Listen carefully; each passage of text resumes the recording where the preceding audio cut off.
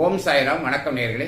விருஞ்சி யோகம் என்பது லக்னத்திற்கு 5ஆம் இடத்தை சேர்ந்த கிரகம் நல்ல வலுவாக இருந்து அந்த ஜாதகத்தில் சனியும் குருவும் மிக சிறந்த அமைப்பில் இருந்தால் அவர்கள் விருஞ்சி யோகத்தை உடையவர்கள். 5ஆம் இடம் என்பது ஞானத்தை சொல்லக்கூடியது, அறிவை சிந்திக்கக்கூடிய இடம் 5ஆம் இடம். எதையும் நல்ல பொதுவாக நிறைய சிந்திக்கக்கூடிய இடம் அது.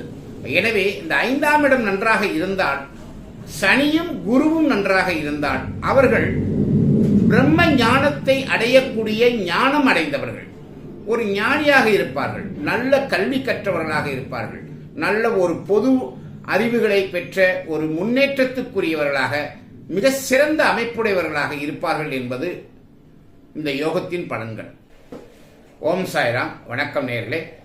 கௌரி யோகம் என்பது கேந்திர திருக்கோணங்களில், கேந்திரத்தில் அல்லது திருக்கோணங்களில் சந்திரன் ஆட்சியோ உச்சமோ பெற்று அந்த கோளை சந்திரனை குரு பார்த்தால் அது கௌரி யோகம் என்று சொல்லப்படும். இப்பயே தெரியும், சந்திரனை குரு பார்க்கும் பொழுது அது மிக சிறந்த அமைப்பு, நல்ல எண்ணங்களை உருவாக்கும், நல்ல சிந்தனைகளை உருவாக்கும், அவர்கள் வாழ்க்கையில் நல்ல முன்னேற்றத்தை உருவாக்கும் இல்லையா?